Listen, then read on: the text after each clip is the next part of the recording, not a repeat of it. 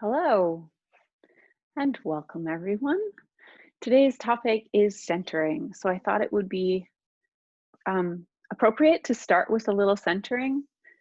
So why don't you take a comfortable seat? You can sit on the floor, on a chair, however you are currently. Prop yourself up. We'll take some time to ground ourselves.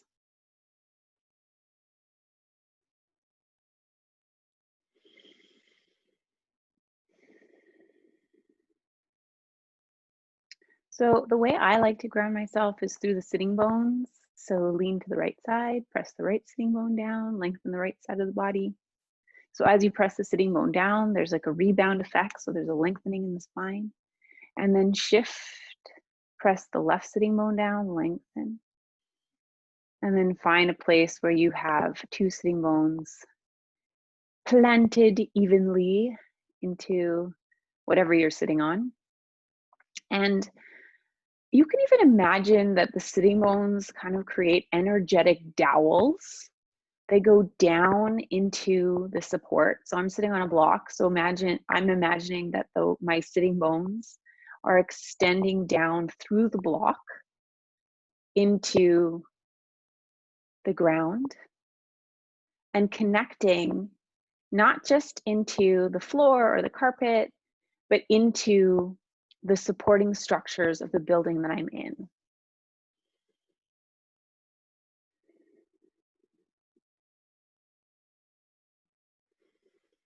I happen to be in the beautiful Chateau Frontenac on like the 4th or 5th or 6th or whatever floor, I don't even know. So I'm pretty high up, and you might also be in a high building. So it's easy to feel a little ungrounded when you're so high up. And one of the tricks that I learned from living previously in a very, very high building is that you can ground yourself if you connect energetically through the supporting structure of the building that you're in. So if you imagine that energetically you're connecting your sitting bones into those structures, into the walls that go right down into the foundation of the building and even beneath the foundation. So that's a little grounding visualization that I do almost every time I sit.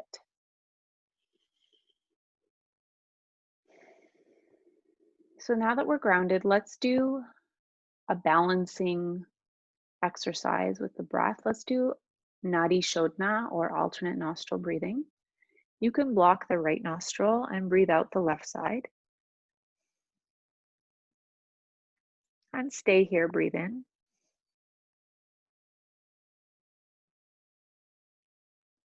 Block and breathe out the other side. So remember, you can switch hands, no problem, or you can use one hand. Sometimes I practice with my right and sometimes I practice with my left. Traditionally speaking, we usually only use the right hand, but I think that it's good to switch it up.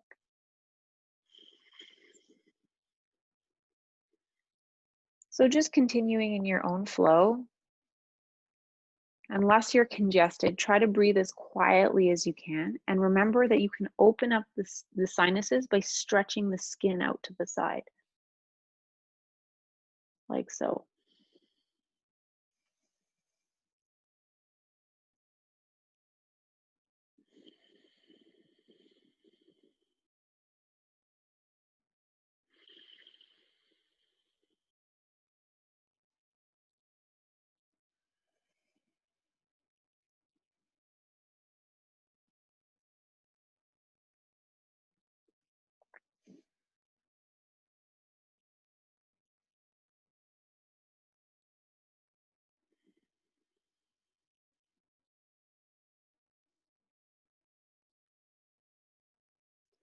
If you'd like, you can count your breaths. I'll count for you. Or you can just ignore the count and do your thing. You'll exhale completely. Then inhale. 1, 2, 3, 4, 5, 6. Hold. Exhale. 1, 2, 3, 4, 5, 6. Inhale. 1, 2, 3, 4, 5, 6. Hold.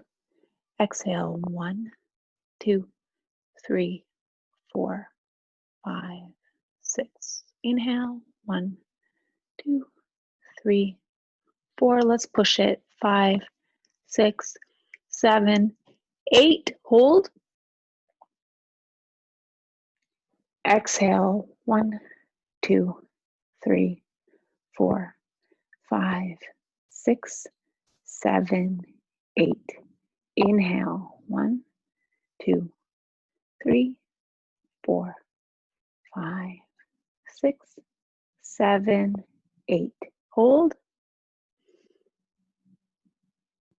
Exhale. 1, 2, 3, 4, 5, 6, 7, 8. Let's continue on our own. If 8 counts is too many, 6 is fine, 5 is fine.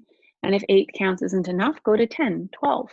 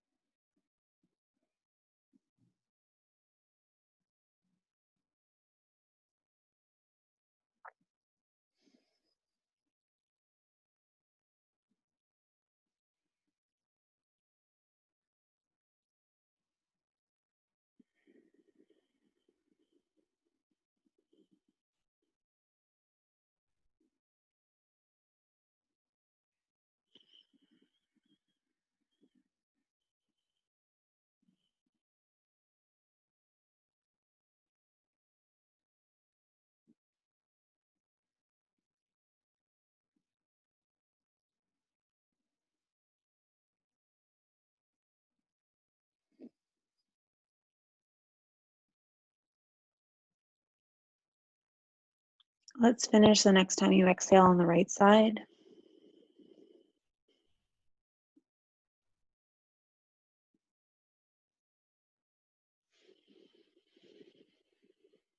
Few deep breaths.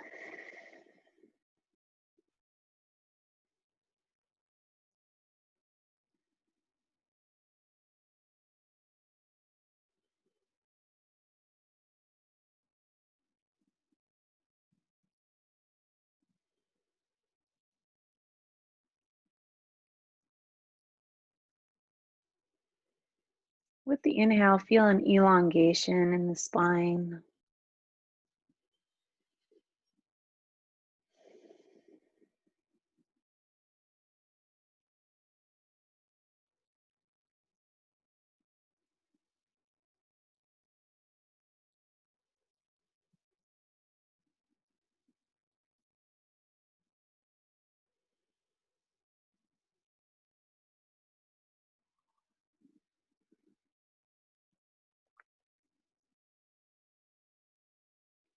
Inhale, lengthen. Exhale, root.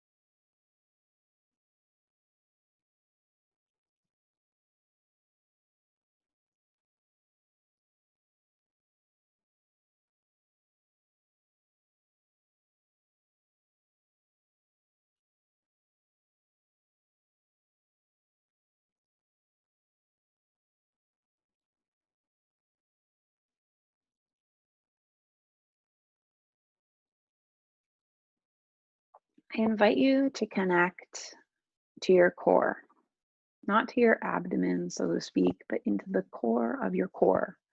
So into the spinal column and into that juicy flow of energy. Within you, you have a diamond core that is impermeable, brilliant, very precious. And it runs through the center of your body, through the center of your skull, up to your crown chakra and beyond.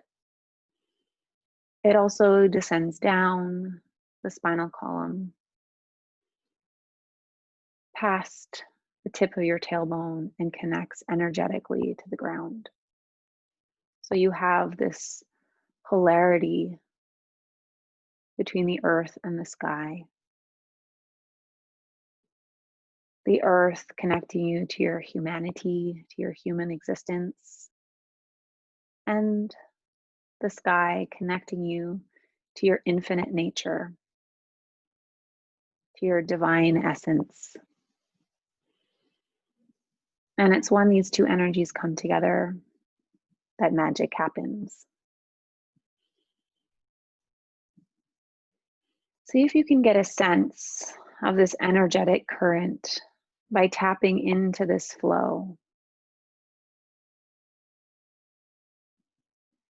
Sometimes it can be experienced kind of like a fountain, with the energy rising up through the base, up through the body, and out the crown of the head like a fountain, and pouring down around you, over you, collecting back at the earth. So there's this cycle of energy that goes up and down, up and down. It can also go the other way, down through the center and up around you. It's this current. And then when you tap into it, it cleans out your energy channels. If you just bear silent witness to it, it's like taking an energetic shower.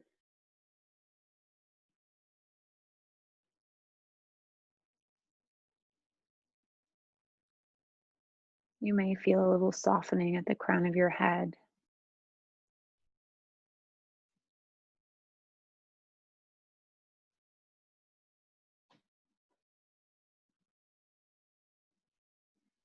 Your posture may even change slightly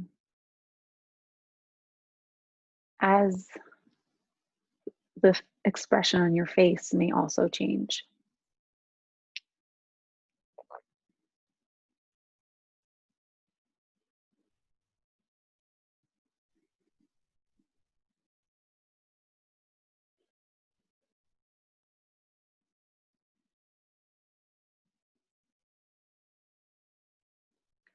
The diamond core within you is always stable. So when our energy feels scattered and we tap back in to that energetic pull at the center of us, we have a sense of reconnection, balance, centeredness.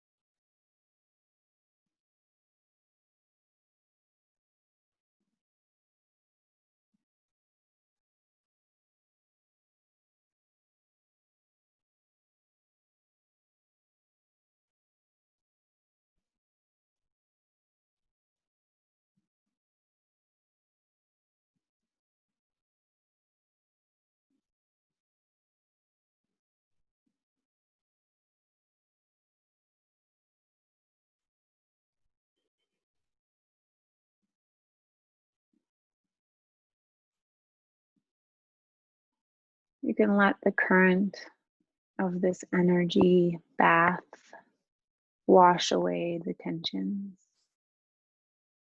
physical, mental, emotional, and then be cleansed, rejuvenated by a new flow of energy coming into that place,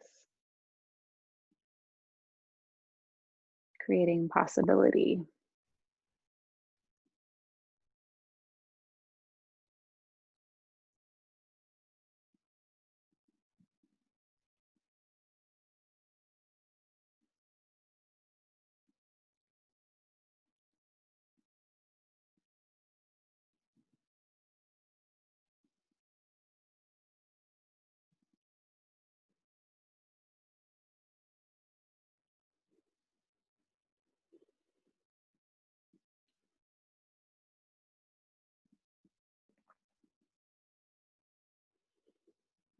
Just a few more deep breaths.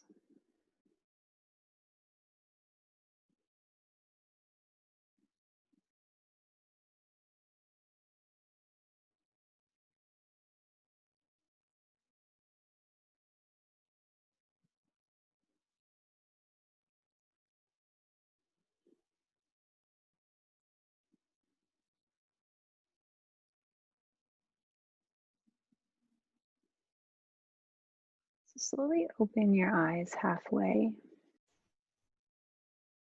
Halfway, half moon gaze.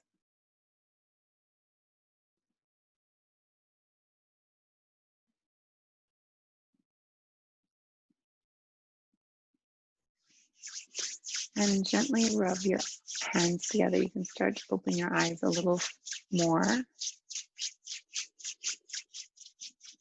Or you can stay in half moon.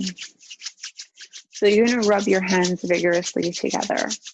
And we're going to do a little magic trick. Not really a magic trick, but it sort of feels like a magic trick. It relates more to energy, but I think it's also relevant here. So when you create friction, heat between your hands, you create energy, you charge up your hands. And I want you to just pull your hands apart, about yay wide. And now keeping your eyes in half moon gaze, just half closed, gently pulse your hands together. And you may feel like a sponginess between the hands, almost like there's like static electricity or a magnetic pull. And as you get closer and closer with your hands together, as your hands become more centered, it becomes stronger, more intense. Take a deep breath in and a deep breath out and see if you can pull your hands apart just a little bit. And then bring them together like you're kind of growing this sponginess of energy. Inhale, pull your hands apart, and then just gently bring them towards the center and feel how that feels. Breathe. Breathe in between the palms and feel that. You can maybe even get a sense that it might be rounded, but it's definitely between the hands. Not if you feel this. Not if you feel it. So just kind of pulse your hands towards each other very, very gently. And then breathe, expand the space.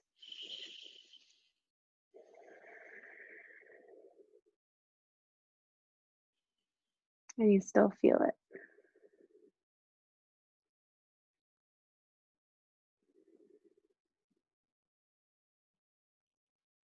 There's like a little vibration that you create in your hands just to kind of feel that.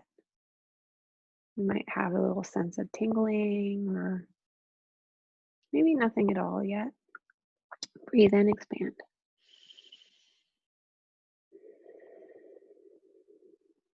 Grow that space. Again, gently bring your hands a little further apart. They might be as wide as your shoulders now. If you're starting to lose the charge, bring your hands a little closer together and breathe. Focus. There it is. And again, go slow. Basically, this is an exercise to build up your energy.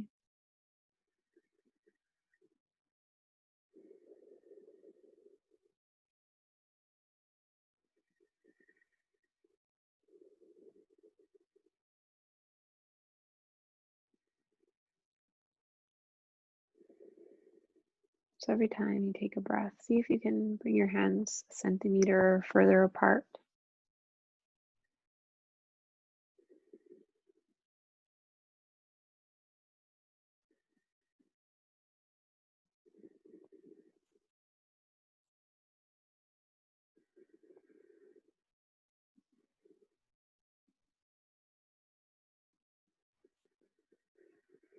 Next time, inhale, stretch your hands a little further apart, past your shoulders.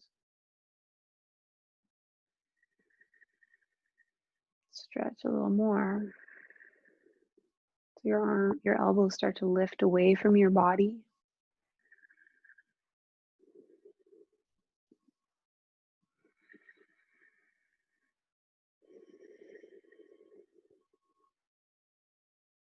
And slowly, slowly, slowly, you start to extend your arms a little further.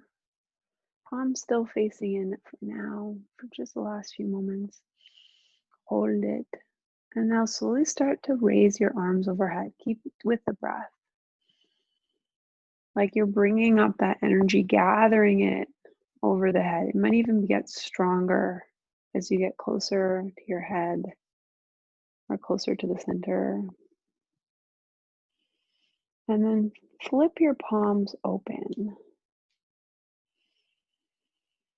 and push out like the energetic roof around you, like you're stretching through your auric field. And then very slowly allow your arms to come down, like you're really just like packing the energy around you, pulsing the hands gently, like you're creating this force field.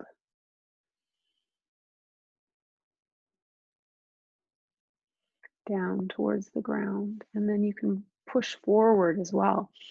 Push it out away from you. So you create your own space, like you're building your own little energetic fort. And sweep your hands behind you and then reach up and over. Don't worry, it'll go down behind you as well.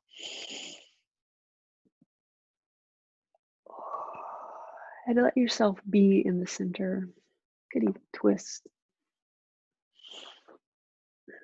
And you can move freely in this space. And you are the nucleus of it.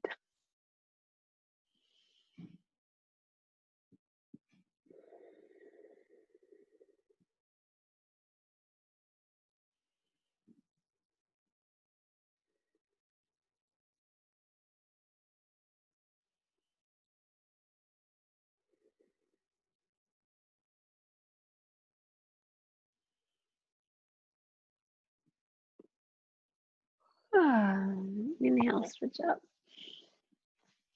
Exhale. And slowly open your eyes. Was that weird? A little bit? Not weird?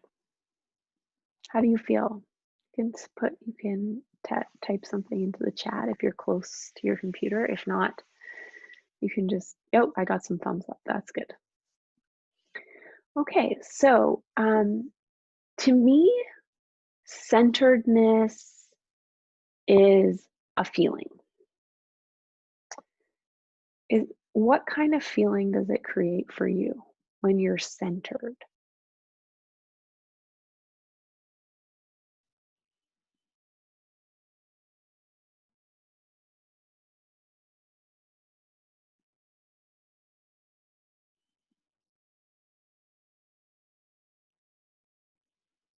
Feeling of relaxation,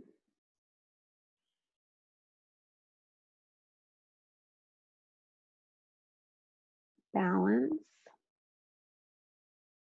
connected to your inner voice, universal truth, so I can hear messages from the universe more clearly, empowered. Yeah, I feel that too.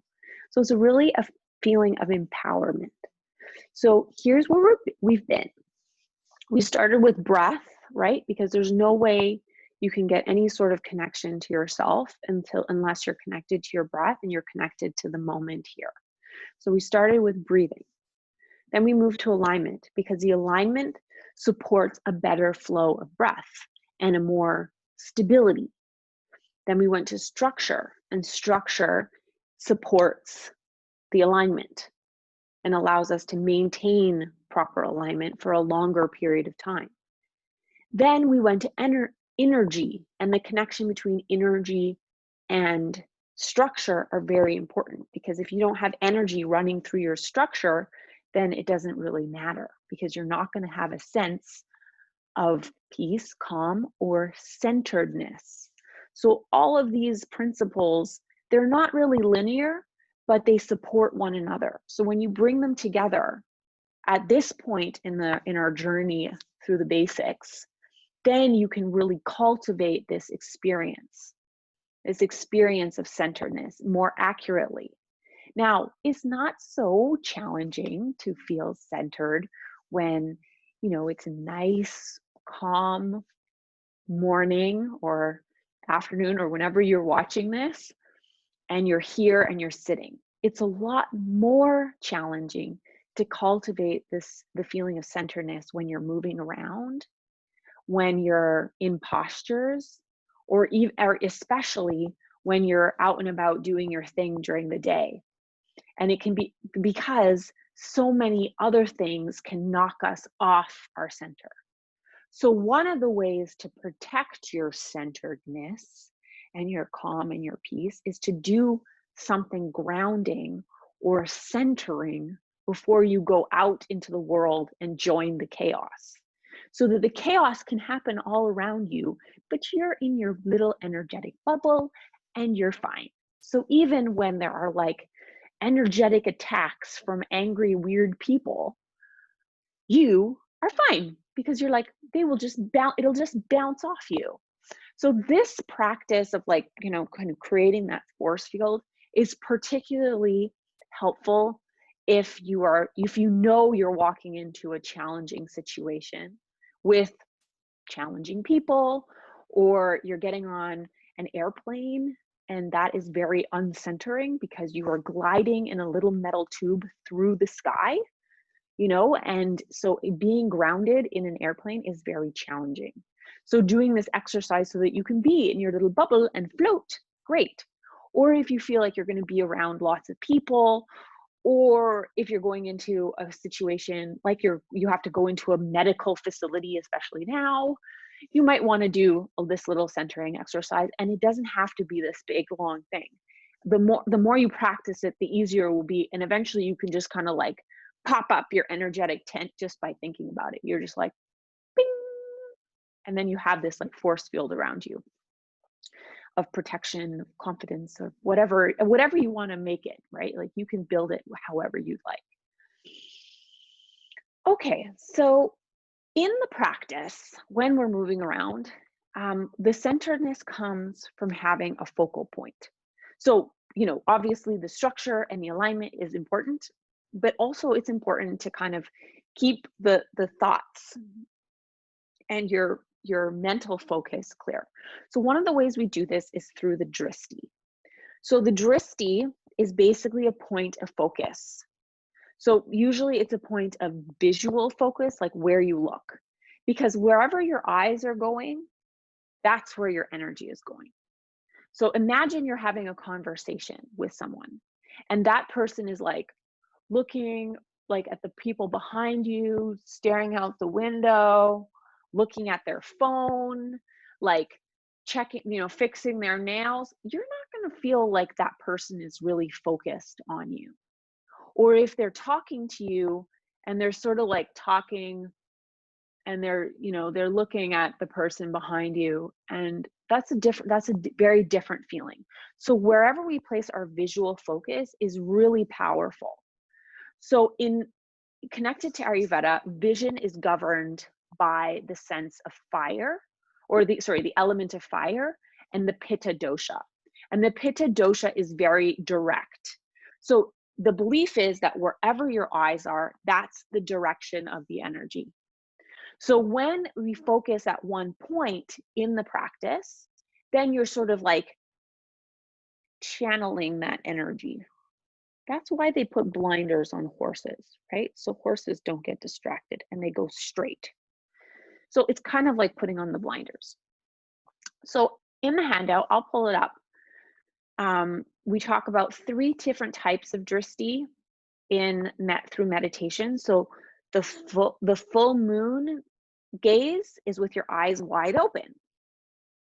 which is really hard. It's really hard to meditate with your eyes wide open because your eyes want to stare at all kinds of different things. So full moon gaze, when you're learning how to meditate with your eyes in full moon or in wide open, you might want to look at one single spot. And it's not like this, right? It's not like that. That's a little stressful. But it's kind of like this. Like if they're open and you're alert, and you might be staring at a flower or the flickering of a fire or a candle flame or the water, coasting by, a river, the ocean, something, natural, the wind in the trees, or a spot on the wall. Eyes half open, right? This kind of like, it's a little bit of a downward gaze. That's the half moon gaze that we just practiced earlier. And this is a little easier to practice than the full moon gaze. So this is easy because you can just basically pick like a spot on the floor. And it's pretty centering and grounding just to be like this. And then, of course, the one that we practice all the time, the new moon gaze with the eyes closed, which is really about kind of like turning inward. You can still turn inward with your eyes open. It's just a lot harder. Okay, so let me pull up that handout here just so that we can look at the same thing. So I included the Sanskrit translations only because it's kind of interesting. Amadristi, you could like learn about these Sanskrit, but it's not necessary to know them. So those are the eyes of the Buddha eyes, sort of this like gaze. It is not sharp, but it's like focused. So here, there are 9 dristis in the asana practice. You don't really need to know all of them, but the basic, and they're pretty obvious if you understand the pose. So there's like the tip of the nose, which is the one we use most often. There's upward, like look up. There's the third eye, which is here, which is the one, if you remember last week when we were looking at the side angle pose, sorry, it was like this, the side angle pose. And I said, like, look, you're supposed to look up at your fingers, but this is really an unnatural position for the neck. So look up through your third eye, through your head at your fingertips. So it's like the dristi is going to pass through your skull up at your fingertips. Now that may not make any sense at all to you, so you can just look sort of in this direction. The tip of the middle finger, like in Warrior 2, this one, right? Well, maybe not like this, but like, this one, tip of the middle finger, the tip of the thumb, the right side. So when you're doing a twist, you look to the right. I usually look down my nose and to the right, like down the nose to the right or to the left. It might look opposite for you in the video, but that's right and left for me. The navel. So in downward facing dog, eventually you have this like kind of like Jalandhara Bandha. I will answer the question about bandhas, by the way, in a moment. Jalandhara Bandha, and you can look towards your belly button.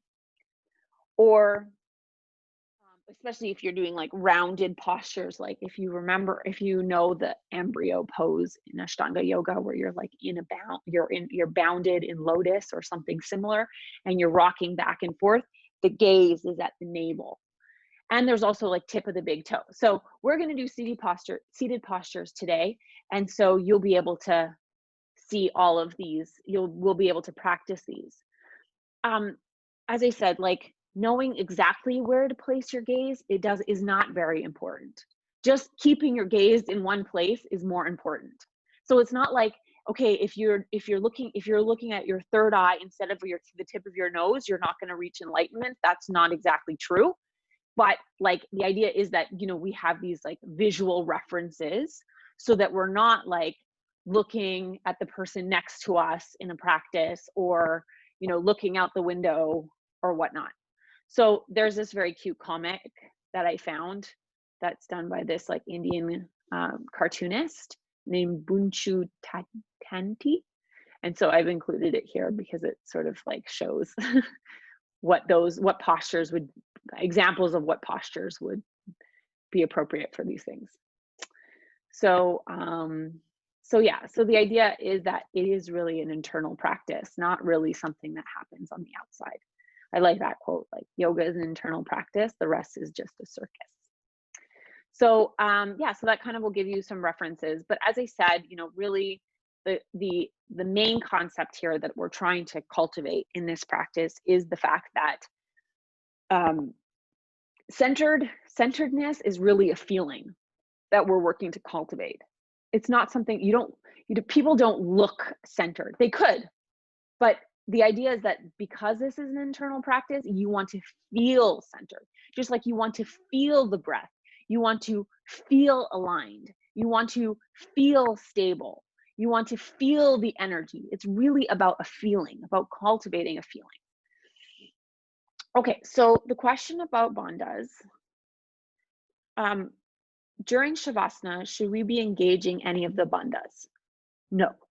You can just, Shavasana is kind of like letting yourself pool out on the ground, like you're a puddle. So you really, like, the idea is to really let go. Next part of the question, and in certain poses, should we be more focused on certain bandhas? And if so, how do we determine which bandha for which pose is always, or is it always Maha preferably? Good question. Good question. I think it's a sense of practice. As I said, like when you're first learning about the bandhas, you're going to engage them like really tensely and it's going to feel restricting. And then you're going to be like, oh, eventually, because your body can't really hold that. So the idea is to kind of have like a gentle, like supporting feeling within you that you kind of carry with you all the time. So, I mean, I have a forward head posture, which I think I developed, like one of these, which I think I developed as a teenager because I grew really quickly. And so I was really tall and awkward until I was about 15. And then I stopped growing. So I'm not like insanely tall person, but I was really tall as a kid. So when you're a kid, especially in elementary school, I don't know, I felt like I was like sticking out, like in the school pictures, it was like all these cute little kids and then me. And so I think I tried to shrink a little bit. And so I think that's why I ended up with this forward head posture, which of course only got worse when I started like texting on my phone. So I lost a connection to Jalandhara Bandha because anytime somebody is like this, especially like if you're driving like this, or if you're on the computer, or if you're straining to look, because that was the other thing, is I couldn't see far for a while. And so I was like kind of straining to see the teacher writing on the board. Then you lose this energy here. So kind of like coming back into that Jalandhara Bandha for me is very unnatural. For other people, they might be used to like letting their stomach hang out. I don't know that many people that do that, but they might be used to it. So like having that support, like if somebody who has like a lordosis in the spine, basically would have like a lordosis is a hyper curve in their lower back, they might have this sort of spilling out of energy from their abdomen. Or somebody who has like a weakness in the pelvic floor, like almost every single woman who ever gave birth basically generally has like a weakness there. So we need to build it back up, right? So building up that lifting energy. So when we're doing that practice of the centering and that this like energetic flow, this is a good opportunity to work on those bandhas. I could have mentioned that, but really kind of like working on that kind of cultivating that center. So whenever you can think about it, I would bring them in. But again, it's not like a,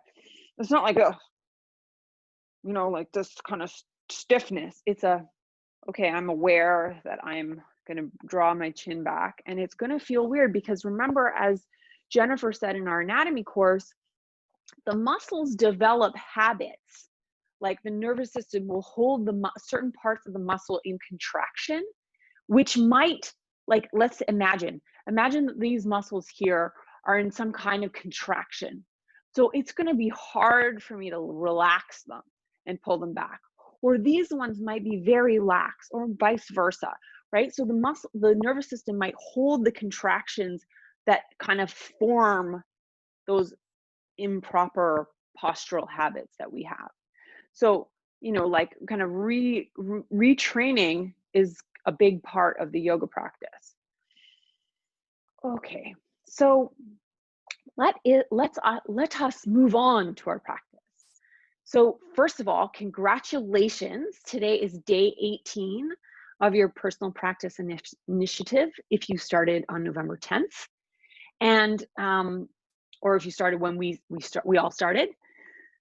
And day 18 is quite significant because it's a very powerful number. It's 1/6 of 108. So any factor of 108 has sort of that sense of sacredness and power to it.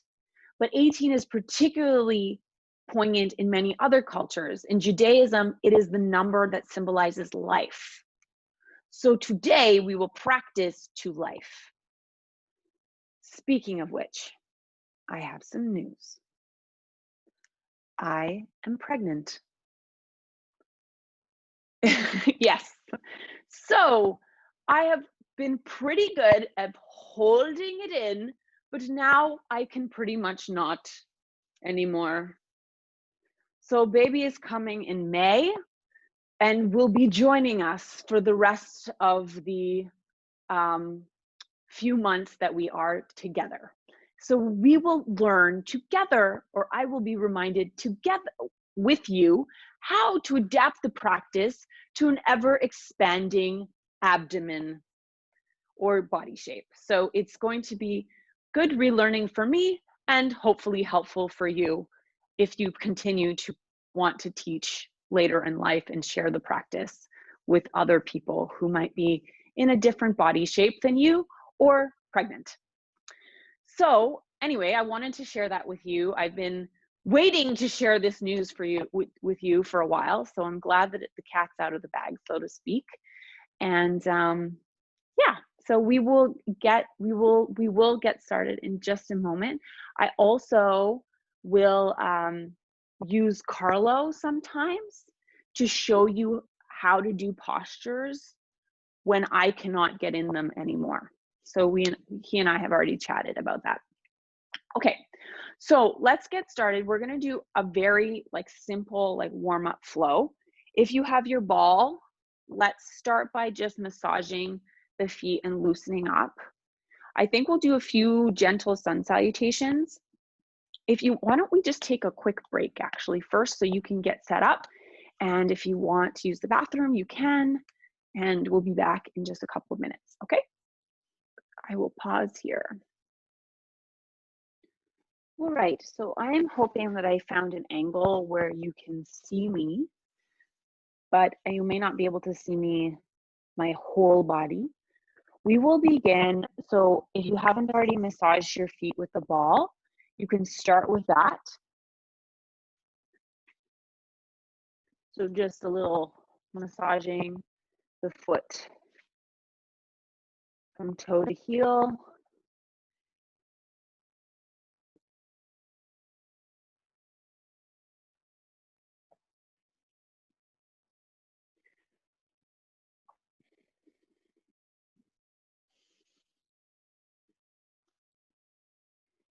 And the other side, just to soften up that connective tissue that we learned about in our last anatomy class.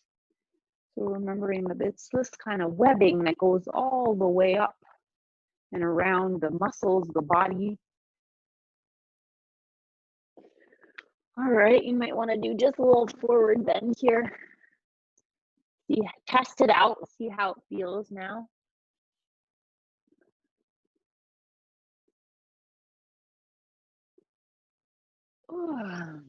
So I think if I stand up, my head will be cut off.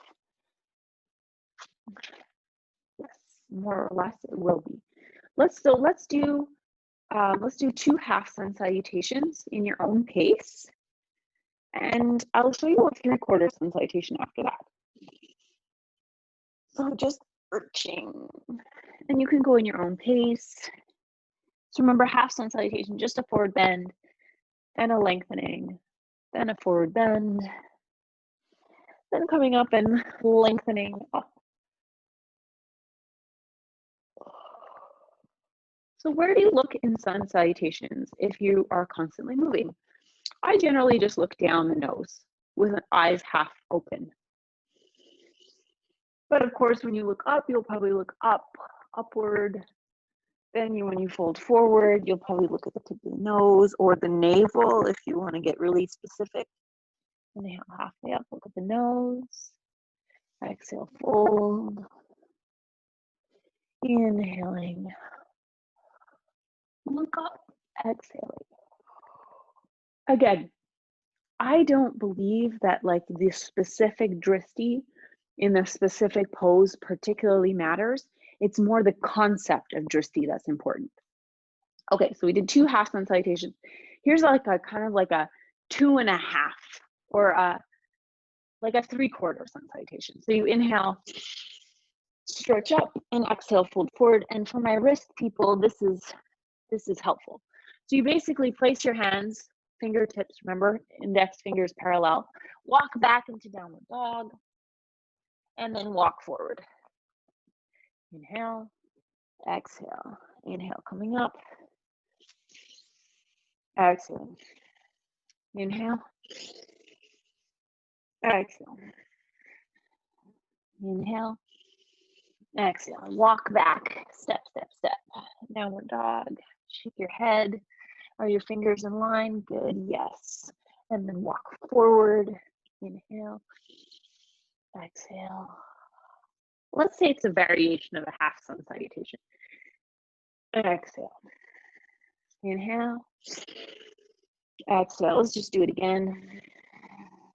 Inhale, exhale. Head walk forward.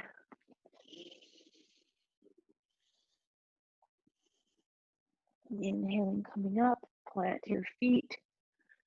Exhale. Inhale. Exhale. Inhale. Exhale, walk back. Walk back. This time let's stay here and walk out our downward dog. So you'll bend one knee and stretch out each leg individually, bend your toes. Give your head a little shake. Ooh. Yawn. And then walk forward. So sometimes I do this when I first start, my body's like, I'm not ready to do full sun salutations. But then after a while, my body's like, okay, give me some more. So then inhale, exhale, fold over your stable legs. Inhale, lengthen. Exhaling, plant your hands, step your left foot back, lower your knee to the ground. So inhale, lift the heart and stretch the groin.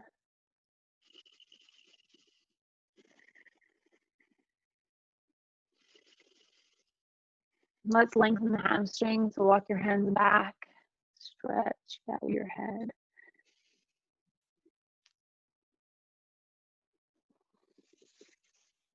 Slide your foot back, place your hands, soften between the shoulder blades, arch.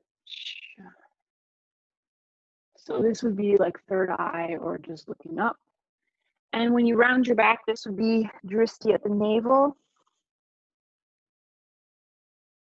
And you can lift the bandha, pelvic floor, uddiyana bandha at the navel, jalandhara bandha. They're all squeezed here. And then when you arch your back, see if you can do it but still hold the bandha in some way. Oh, okay, one more.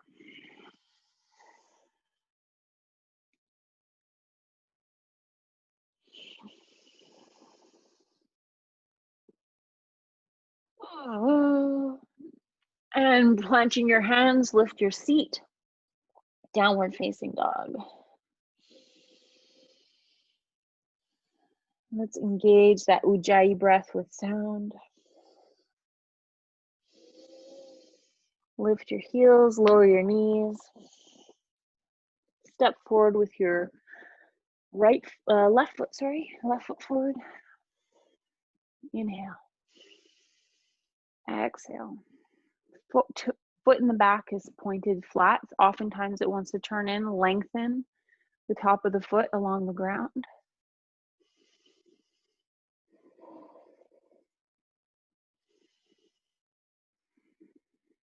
And then bringing your weight all the way into the front foot and stepping forward, lengthening.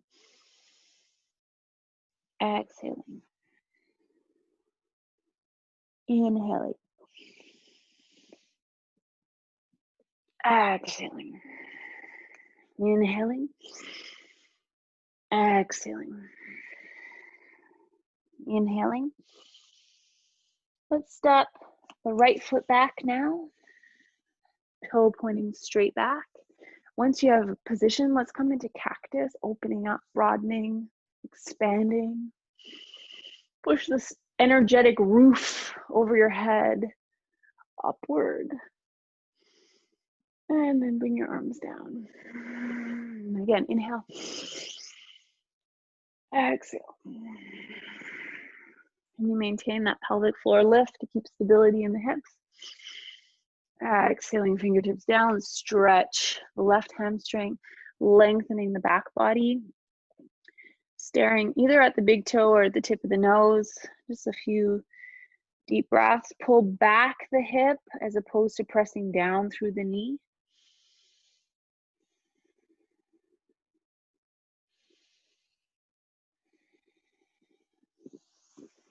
And then slide the foot back.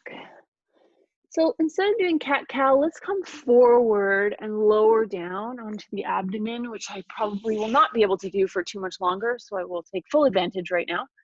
Stretch back through the feet. So feet are in parallel for position. They're not like this.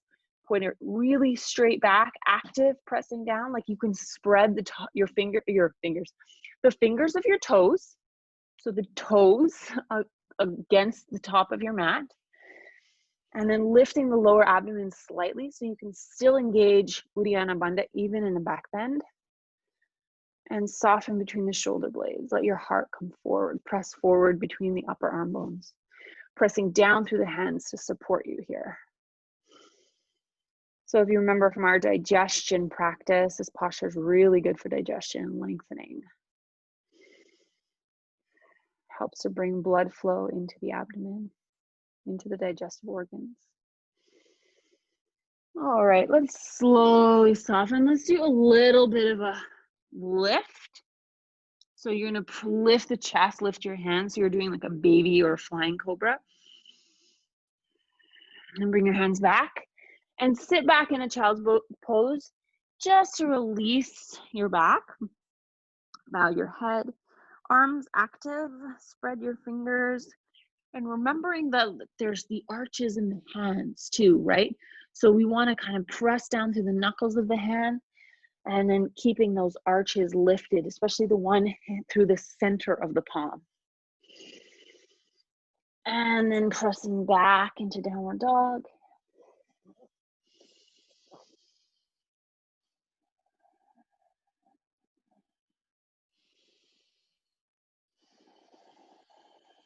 And let's lower the knees and step forward with the right foot. Yes, right foot.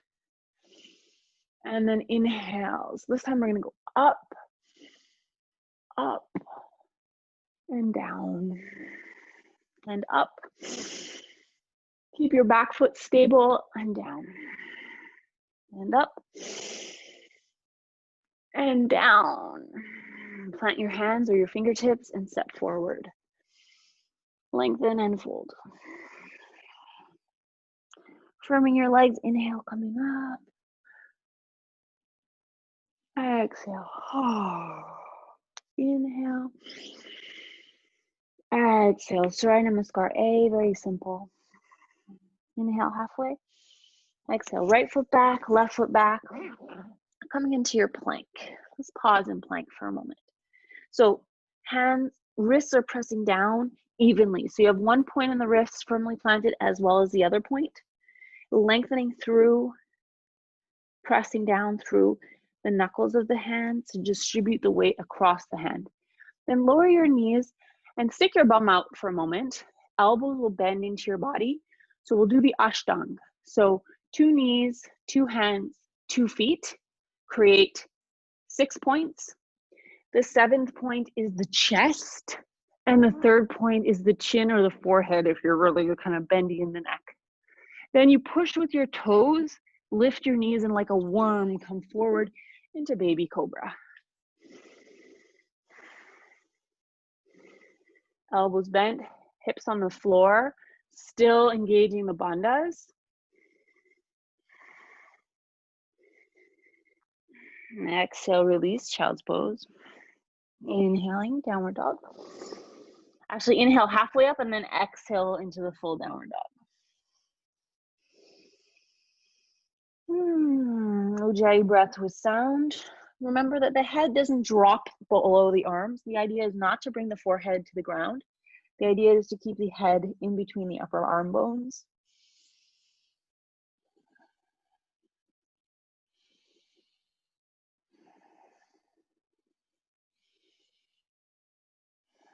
And then bending your knees, step the right foot forward, then the left foot forward. Exhale. Firm your legs, inhale. And exhale. Inhale. Exhale. Inhale. Left foot back. Then right foot back. Plank. Let's do the Ashtanga again.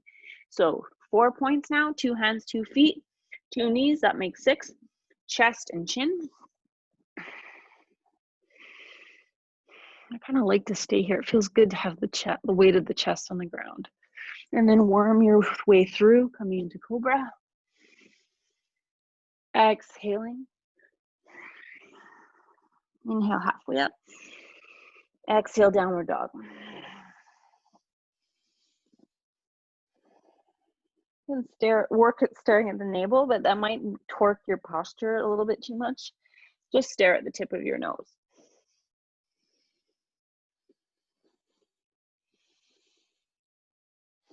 And bending your knees, step left foot forward, then right foot forward.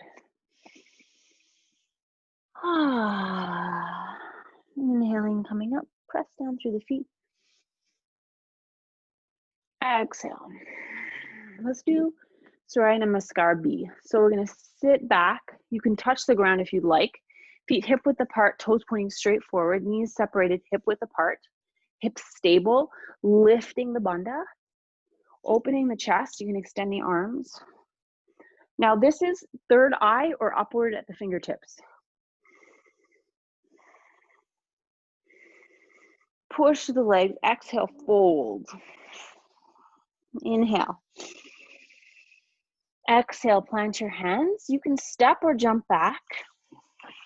And lowering down from your knees, this time we're going to hover into chaturanga. Then push the heart forward, coming into a half upward dog. So half upward dog, the knees are on the floor. Hands are directly under the shoulders.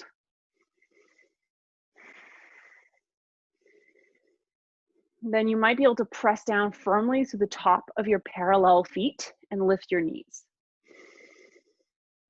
And then place your knees, tuck your toes. If you want to sit back in child's pose, you can. Otherwise, you can go right into downward dog. Inhale, let's lift the right leg up. Inhale, stretch. Keep that right hip closed. On your next exhalation, you'll step it forward between your hands. Now let's do the high lunge variation. So the back heel is off the ground. Both feet are in that parallel foot position. Right foot right side, left side. Keep this hip stable. Front knee bends, knee points straight forward. Lifting Uddiyana Bandha. Let's do cactus. Inhale and exhale. You're gonna really hear my Ujjayi breath because I do find that I get out of breath more often these days. So I have to focus on breathing deeper. And then inhale, look up. You can bring your hands together slightly in front of your eyes and look at the tip of the thumb.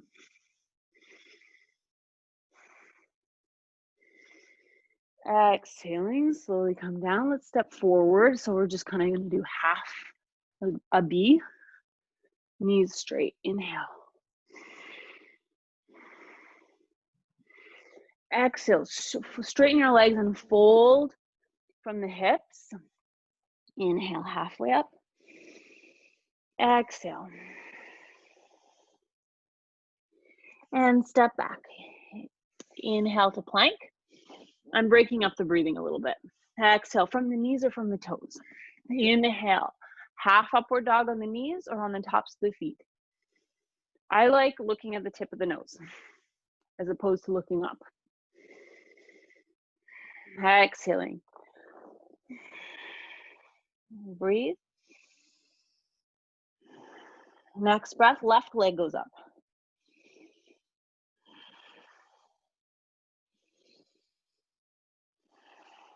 Inhale.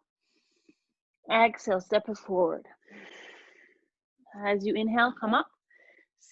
Feet parallel, hips stable, knees straight. Uddiyana Bandha, going to be harder and harder for me to do that one. Well, we'll do cactus first. Spread the fingers, release the shoulders. And pull the ribs back a little bit. Then inhale. Bring your hands together, firm the upper arms. Look at the tip of the thumbs.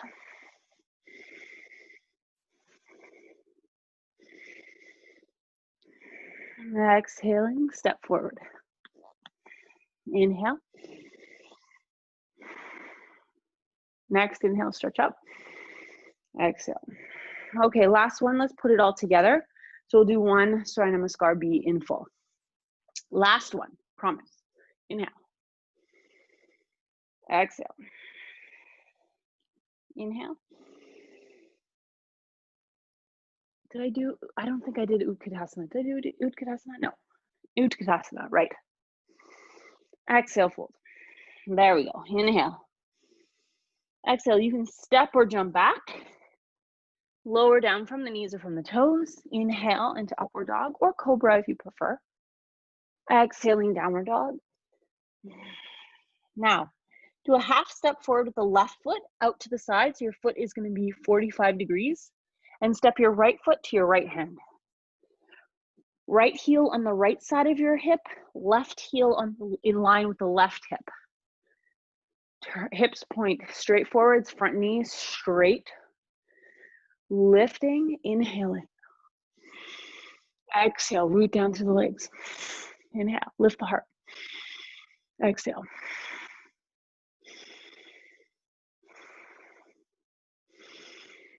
Exhaling, bring your hands down. Slide your foot back. You can take an inhale here, or you can go right into Chaturanga. Inhale. Exhale. Half step with your left foot. Turn the toes out to the side, 45 degrees. Lunge your left foot to your left hand. Right heel in line with your right hip bone. Left heel in line with your left hip bone. Remember, it's this hip bone, not these hip bones, inner hips. Lifting.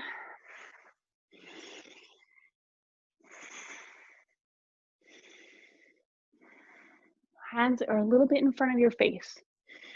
Relax your shoulders. Can you keep Jalandhara engaged somewhat, even if you're looking upwards? Lift your gaze, basically, not your chin. Hands come down, step back. You can go right into downward dog if you'd like, or you can finish the Chaturanga upward dog sequence and then end in downward dog. Let's do 5 breaths.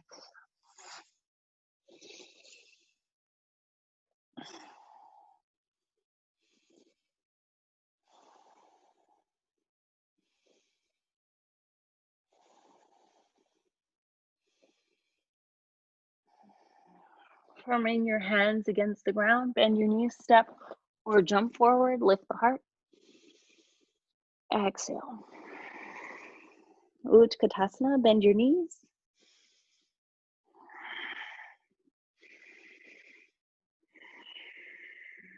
Samastitihi, coming together, or equal standing posture.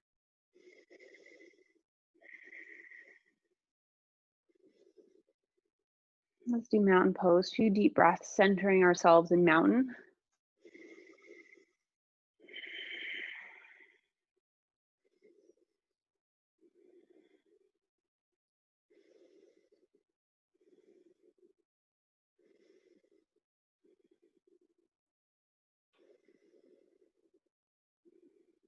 Inhale, lift the heart. Exhale, fold forward.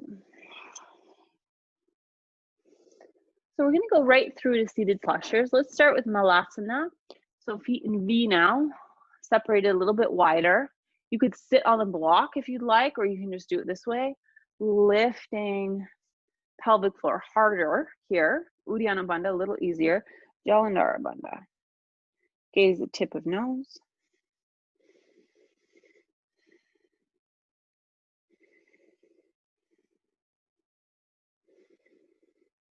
And then stretch forward. Gaze at your navel.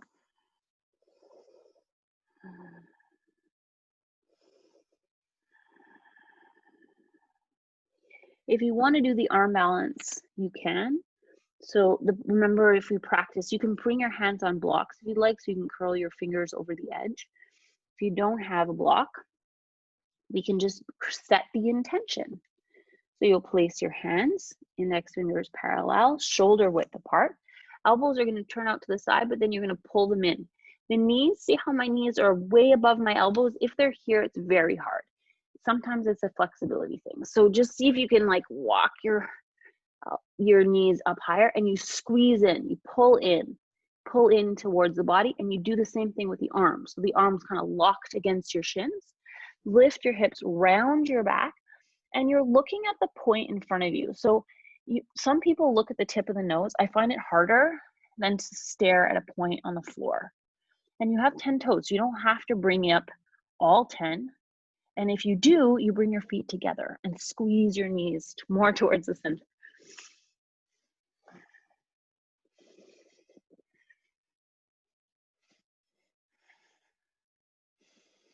And then come down. Ooh, we'll stretch. If you want a vinyasa, you can. Otherwise, come into Dandasana. So Dandasana, I'm going to adjust the camera angle here, so it's closer to the floor. Here we go. Dandasana is the mountain pose of seated postures. So you want to feel your sitting bones, and if you don't, because you have tight hamstrings, either bend your knees or sit up on something. Feet, I like having feet hip width apart. It doesn't really matter because there's no pressure on your knees, so you could keep your feet together. I just like the widening of the pelvic floor when my feet are apart. Lifting from lower abdomen, place your hands beside you, they support you. And if your hands don't touch the ground, you can place your hands on blocks. And if you have very long arms, then you bend your elbows, roll the shoulders back. So Jalandhara Bandha is important here. And your gaze is at the big toes.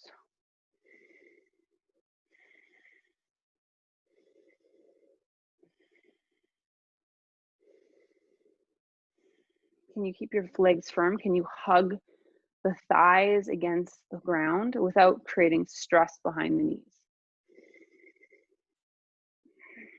One more deep breath. Now, turn your hands away from you, and you can use them as levers, kind of like to push yourself up. And then you'll use your arms to help you fold forward. If you need to bend your knees, no problem. If you need to widen your feet a little bit more to make space, you can as well. If you are used to bringing your hands forward, I want you to try this in a different way. I want you to bring your hands to the outside of the shins, widen the pelvic floor, and push, like press your hands towards the center and push your shins against your hands. So roll the shoulders back, push.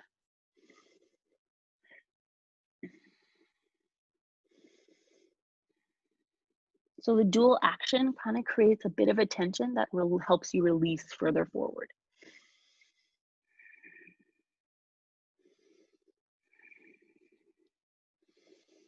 See if you can keep lengthening the back of the legs, so you want to reach your heels a little bit further forward. You can also do the same thing in the ankles. Push inwards with your hands, outwards with your feet or legs. And do the same thing at the outside of the feet. Definitely engages the hips in a different way. The point of this posture is just to go gradually into it. Generally speaking, it's a posture that takes 15 breaths. So it's basically 5 breaths in the first phase, 5 breaths in a deeper phase, and 5 breaths in your quote unquote deepest phase of the pose.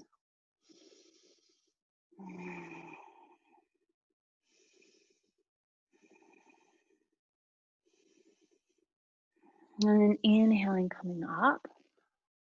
Let's do a vinyasa just so you know what it is.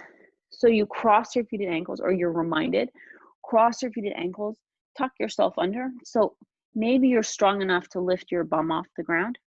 Right now, I am not. So I will bring my hands forward and I will kind of like rock onto my feet and lift my bum, then release my feet backwards.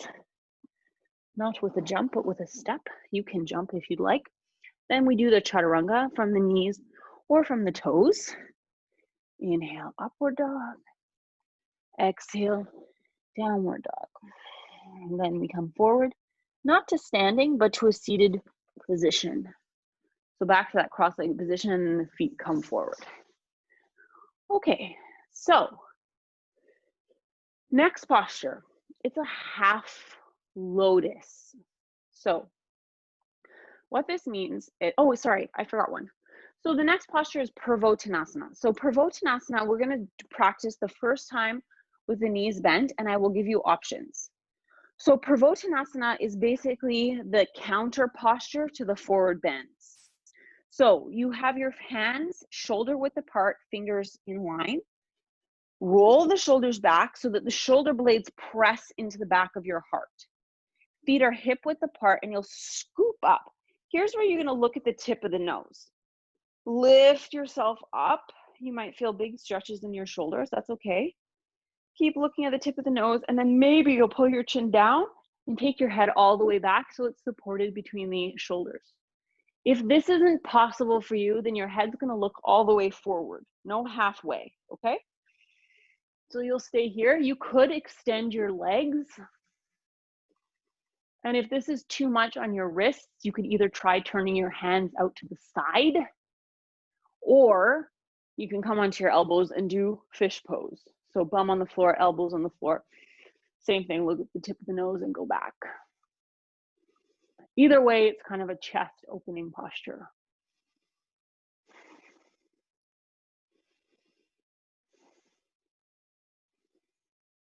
Then soften, let your chest sink so your head can come forward slowly and release. You can do a vinyasa if you like, or you can just sit and breathe peacefully. So if you're doing the vinyasa, you cross feet at ankles, maybe you switch so you cross feet the other way. Step back, inhale, exhale. Inhale, step or jump. Seated position, take your feet forward. Now we'll do that half lotus posture. So left leg stays stable.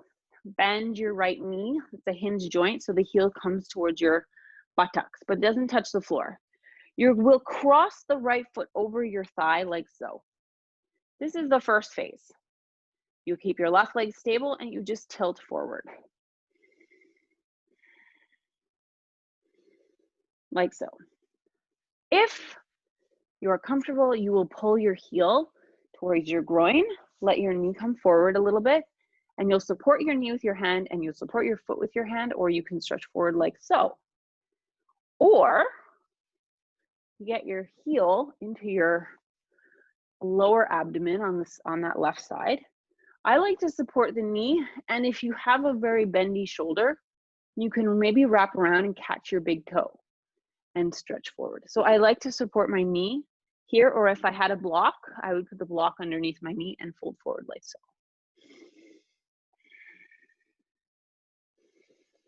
If you feel pulling in your knee, it's an indication, like on the sides of the knee, remember where those ligaments are? It's an indication that you're a little bit deep and maybe you should come out. Then inhaling, come up, bring the knee to center so that you release the foot as a hinge. Okay? Shake, shake, shake. We'll do the other side. So we're going to bend the knee, pull the heel towards the buttock. or towards the sitting bone, then it's still keeping that joint in integrity and I'm getting the rotation from my hip. So the first option is to do something like this and to stretch forward.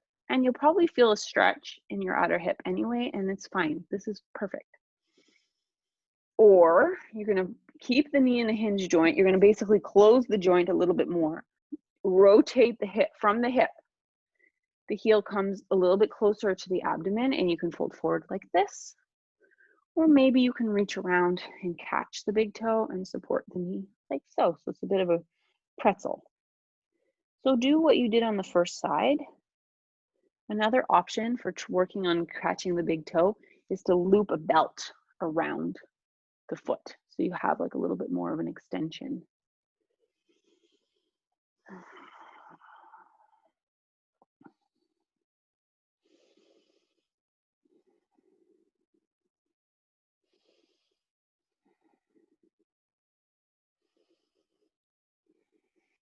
And then slowly coming up, bring the knee to the center and release. Shake, shake, shake. Okay, so you could do a boat pose or a vinyasa, or you can sit and breathe. I will do a half boat pose with my knees bent.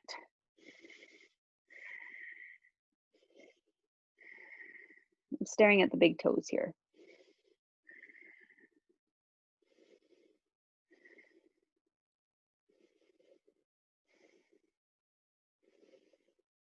Cross-feeding ankles, pick up what you can, and then slowly release. All right, so next essential seated posture we're gonna look at is Janu Shirshasana A. So for Janu A, you do the same thing. You bend your knee. This is the hamstring stretch. We've done this a bunch of times. So if you need a support for the knee, which I do but don't have, I will use the ball. Grab whatever you have and support it under your knee. So here the foot is really just like so. Heel into the groin and the knee is supported onto something. You stretch your right arm first and then your left arm. So you're folding over your left leg. So in standing postures, we stretch over the right leg first, but basically it's the right leg that does something elaborate and the left leg stays in Tadasana. It's the same thing here first, because again, we're doing that like kind of supporting that clockwise motion in the abdomen, which is supposed to support the energy of the digestive system better. So here you are. You can also press with your left hand against your shin and your shin against your left hand, just to kind of like stabilize that hip a little bit differently.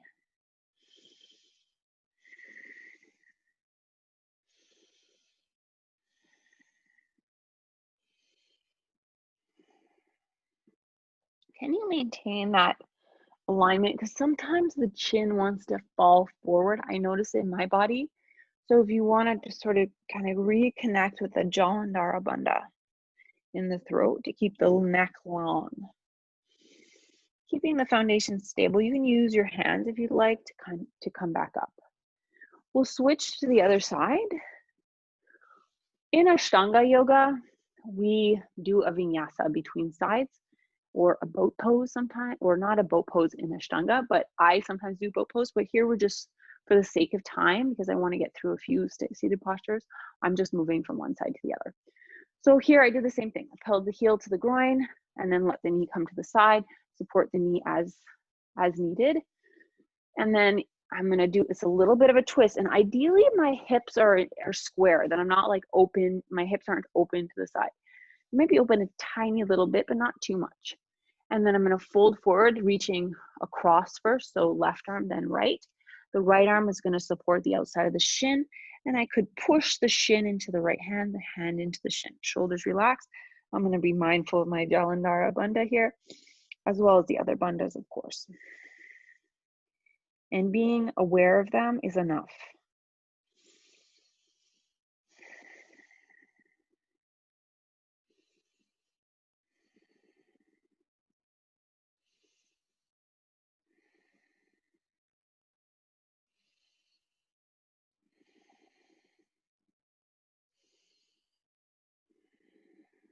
Firming your legs, inhaling, coming up. Bring your knee back to center. You can do a vinyasa or a boat pose, or you can switch. Sometimes you do a boat pose, sometimes you do a vinyasa. I did a vinyasa last time, so I did a boat pose last time, so I'll do a vinyasa now. And remember, vinyasa means breath and movement together. So I'm following my breath.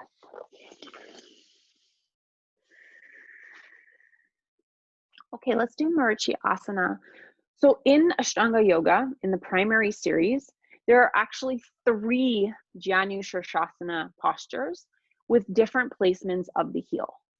Now, from there, we go on to the Marichi Asana series. There's 4, but I think there's only 2 that are really essential. I mean, arguably, they're all important, but there are 2 that are more accessible to everybody. So the first one, you bend your knee, and I keep a space between my right foot and my left. If you are somebody who has tight hamstrings, I think it's better to sit up on a block or something for this posture. Since I don't have one to show you with, I will be sitting on the floor. But soon I will feel the benefit of having that lift also under my hips. So for this one, the first option, it's a forward bend. So basically, you just hold the knee against your chest and you can forward bend using your left hand to push you forward. Left foot stays stable. If it's easy for your shoulder to surpass your knee like so, you could maybe do this, which is actually a pretty hard version of this pose. How you may have seen it in books, the right arm stretches to the side, thumb down, and comes to the back body. The left arm stretches forward, around, and catches the wrist here. Inhale, lengthen, and exhale, fold. So I have my right sitting bone lifted, but ideally it's not. Ideally, both sitting bones are planted. Here, the dristi is either the big toe, depending on the angle of your head, really, or the tip of the nose. This is a great posture for the liver, well, it's for the internal organs because of the compression on that right side. So it's really important to keep that compression. So whether it's up here or around deep here. Inhaling, come up. Shake, shake, shake. Let's do the other side.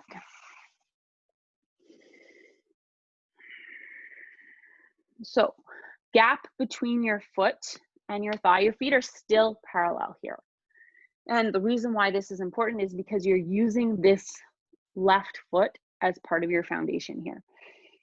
So you can either do what we did before, hold the knees, keep that right foot alive and stretch forward. Maybe your elbow will surpass. This is another option. If you want to keep that right sitting bone on the floor, it's easier if you bring the left sitting bone on the floor. It's easier if you bring your foot forward. So it's more, you can kind of like weight shift a bit better. Maybe you're going to wrap around, maybe you're going to bind.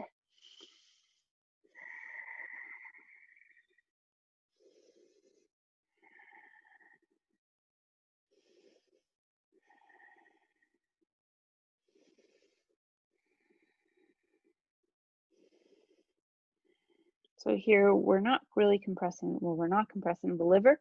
We've got the stomach, the spleen, the pancreas on the left side.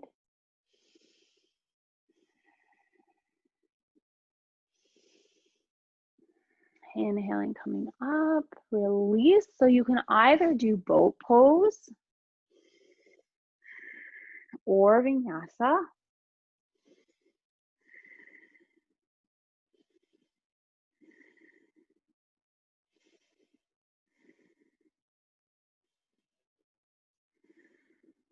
Pull your knees in towards you. Tuck your feet under you. Place your hands. Step back. I did both here. This is like a dual one. You don't have to do this. Just felt like I needed to stretch out a bit in downward dog after all those forward bends. Then coming forward into seated position, if you're not already here. Marichi Asana C. So in case you're wondering what is Marichi Asana B, it's basically the same posture we did, except that the left foot is in half lotus. So half lotus like this. It's very twisty, bendy, not necessary for everybody to practice. So Murchiyasana C is a twist. So it's basically the same setup as A, like so. Like so. And except instead of folding forward, we twist. So somebody who is pregnant or at the very beginning, or somebody who has a very large abdomen may feel more comfortable twisting open twist, like so. Open twist.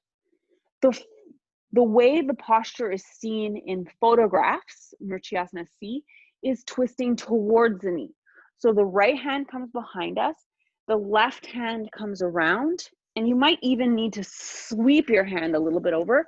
And again, the idea is to create a little bit of a compression between the thigh and the abdomen. Left leg stays active and we turn. So this is that Parva Dristi. So twist Drifty, looking to the right or to the left if you're doing the open twist. Both sitting bones fixed on the ground.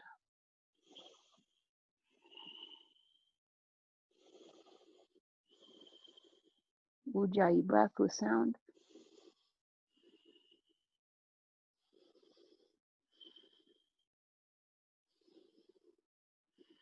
And then slowly coming back to center, release, and the other side.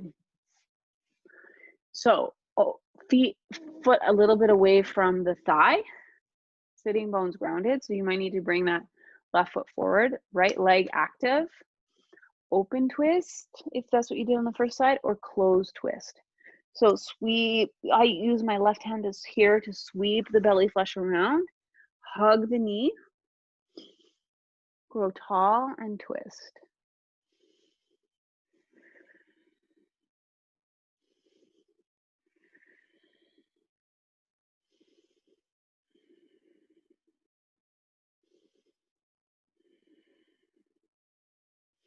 Keep that right leg alive, sitting bones grounded, grow tall. Back to center, stretch out the leg, your choice, boat pose, deep breathing, or vinyasa.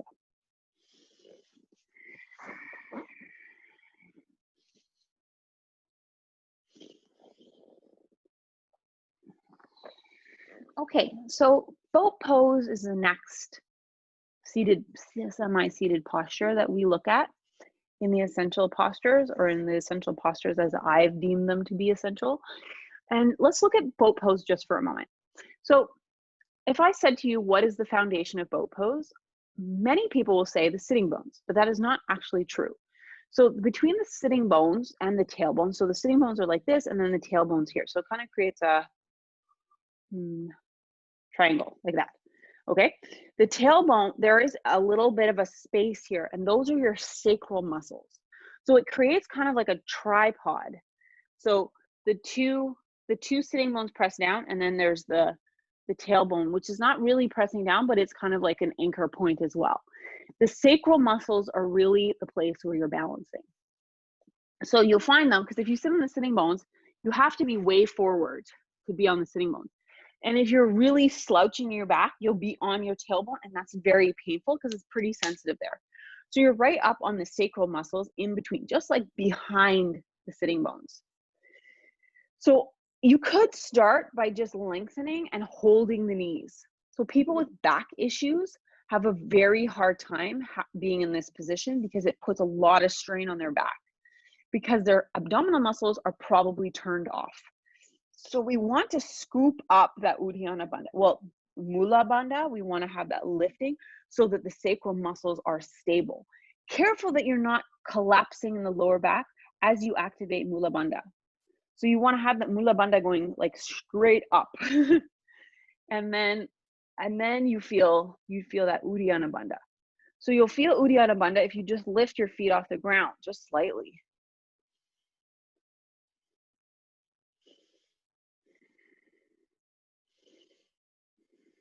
So you can hold the knees, especially if you have a hard time activating through the core muscles, or you can extend your arms.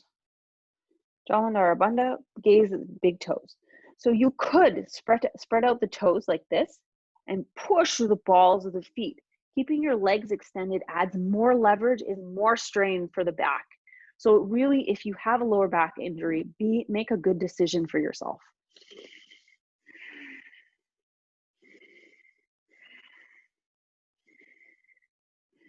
Great.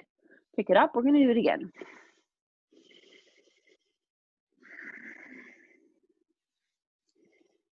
Shoulders back, push out.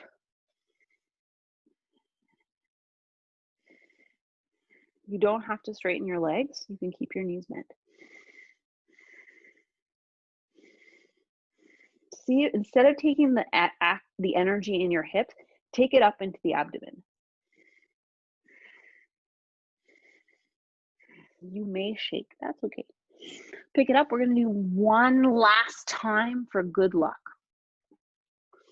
Ready?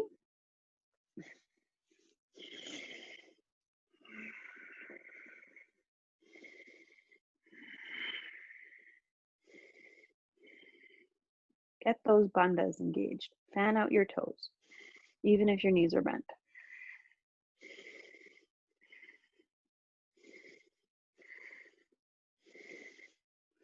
And pick it up. This time we'll vinyasa through just to release out. Ooh, step back. You can do cobra or upward dog. Stretch out your belly.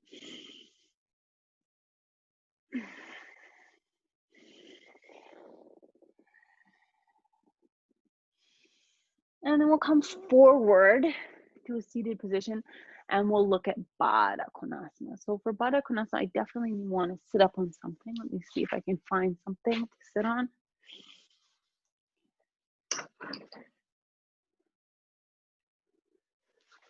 Okay, I'm just going to use this hotel pillow here. Not perfect, but better. Definitely not as great as my folded blankets, but you have to travel light at some points in your life.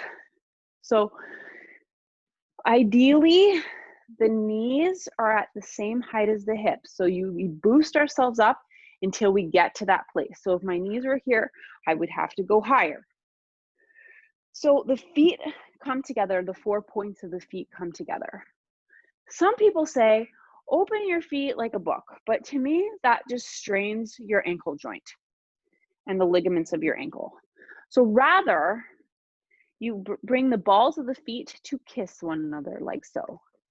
And then you tuck in, so your heels come forward. Sometimes I lift up and bring my hips forward. So if you got to this point, you can either stay here and just relax. So a nice meditation is to stay here until you get a release in your hips. And remember, that's unlikely to happen if your knees are off the ground, even just like mine. So you might want to have some support if you're going to do that kind of practice where you're doing a long opening hip opening pose. Or you're going to fold forward and you might be like me, like this hip goes down really easily and this one is like up a bit. So I could be working on this. So sometimes I even just like massage in here. So if you don't have the luxury of time, you would hold your feet like this. You're staring at the tip of the nose and you're going to smear your knees open, hips open, not down, open, elbows against your body. Jalandhara Bandha, so you're not rounding your back. And you'll feel a stretch and opening in the back of the hips. I think I'm off center a little bit here. Maybe the pillow.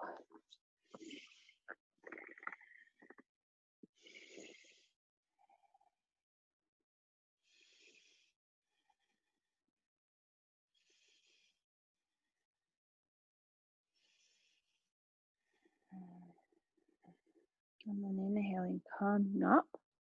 You can stay as you are. We'll do the next one, which is Upavista Konasana. So Upavista Konasana used to be like the splits, like open up your hips as wide as you can. And this is not fantastic because it puts a lot of strain on your SI joint. So the widest, and this is not usually an issue for most people, but some of you are pretty flexible, I know that. So the widest you want your feet open is a 90-degree angle. So if you kind of look down one leg, should be no more than 90 degrees. This is how you keep your pelvis in an integral position. You can use your hands behind you. Notice how my feet are active, not like this. Active, knees pointing straight up, so your thighs are pressing down. You can use your hands to support you to stretch forward. Or you can bring your hands to the outside of the shins, and again, you can push outwards. So we don't really want the knees and the feet to roll inward. We want them to stay stable.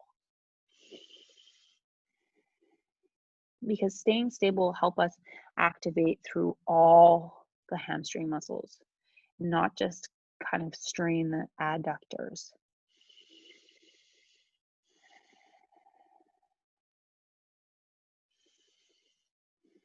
You could also keep your hands in front if you need support, but really the hands are here or here in this posture.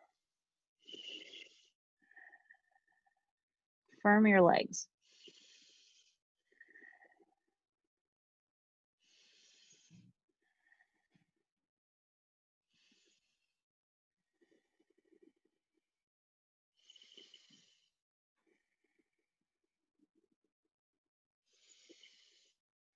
And slowly come back. Shake out your legs. Let's vinyasa.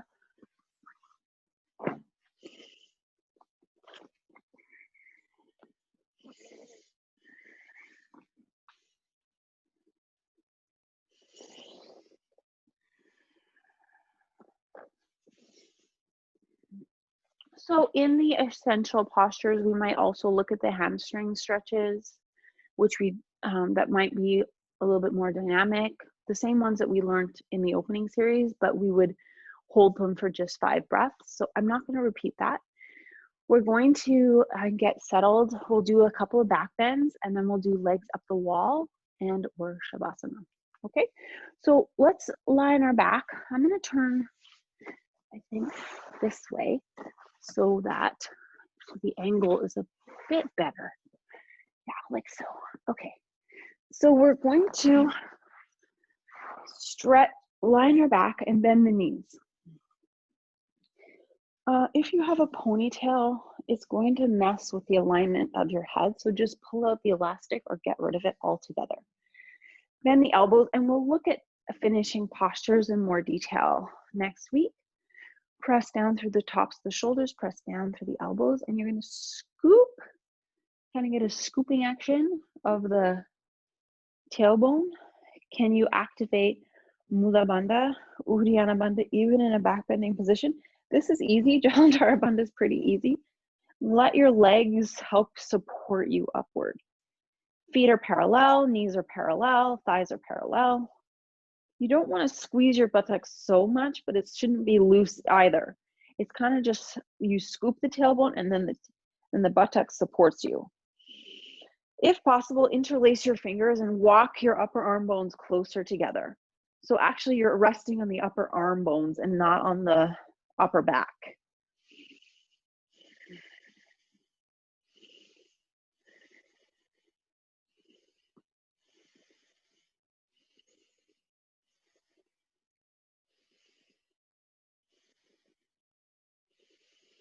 And then slowly separate, bring your hips down. Let's look at the progressions of wheel. We'll go back to this next week again, but these are progressions. So we're just going to do the first 2 progressions, okay? So the first progression is to if you can, bring your hands, not this way, but turn them inward. If you can't do this easily, you would place your hands on blocks, which will allow you to kind of do more this, and then rather than kind of like getting your hands scooping under your shoulders. Elbows need to be parallel, so not flopped out to the side. Hands are in that parallel position with your index fingers in alignment. Feet as well. So this is just a progression. So we're going to just keep your hands in position and lift the hips. And this is as far as we'll go.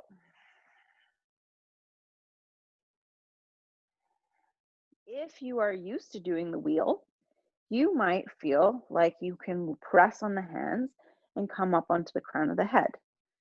That is not the case for me today, so I will stay here along with the rest of you.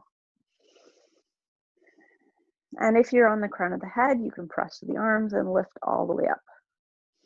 Remember to work with your legs mostly.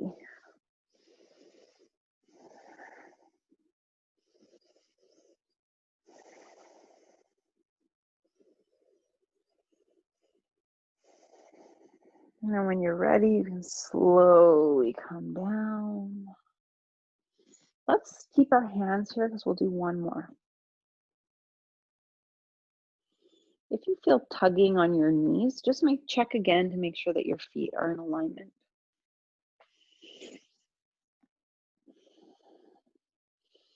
This is where having a mirror on the ceiling would be helpful. So when you're ready, and lift up.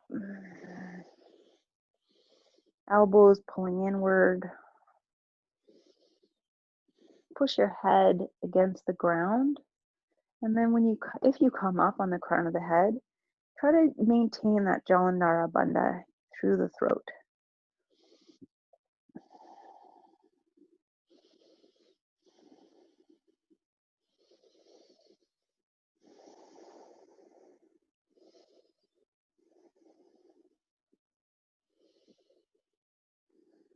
And then slowly come down one vertebrae at a time. And release your arms. Shake, shake, shake. Hug your knees into your chest. Rock gently.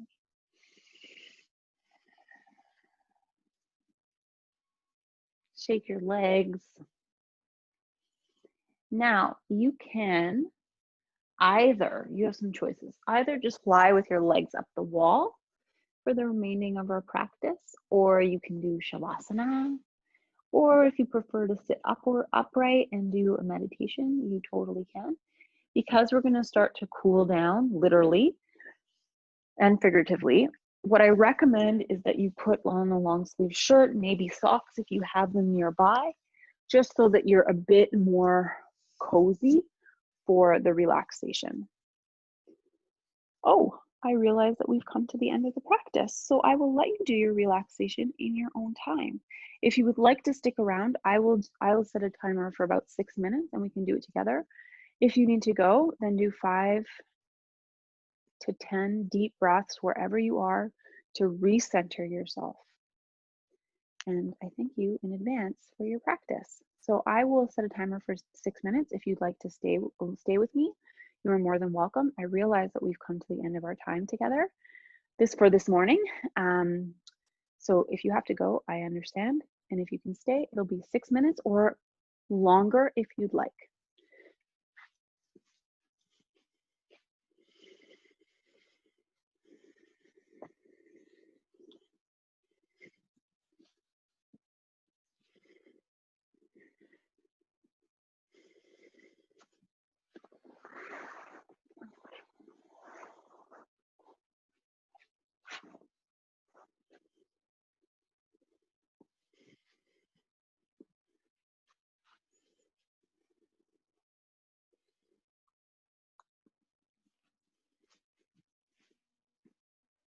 I'm not sure if you can hear that, but there are church bells that indicate that it is actually the time.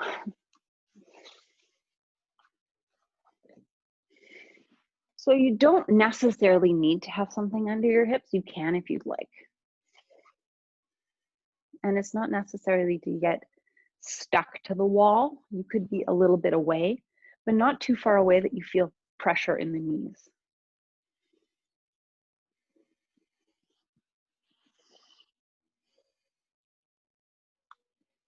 Okay, this timer is starting now.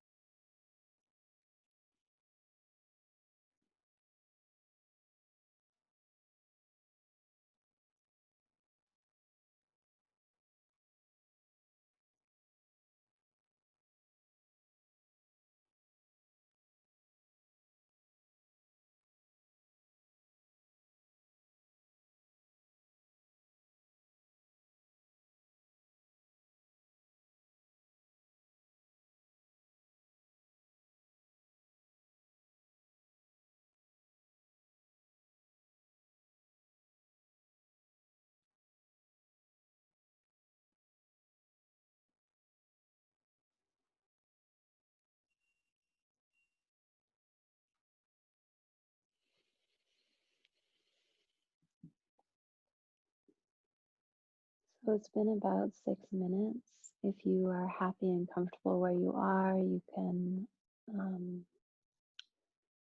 stay, and otherwise take your time to come up, rolling to the right first.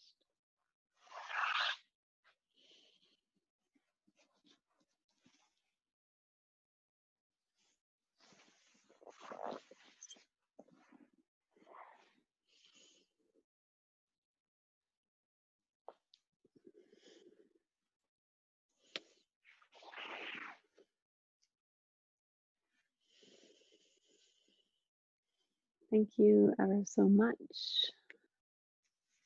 for your wonderful energy and for being here live or watching the recording.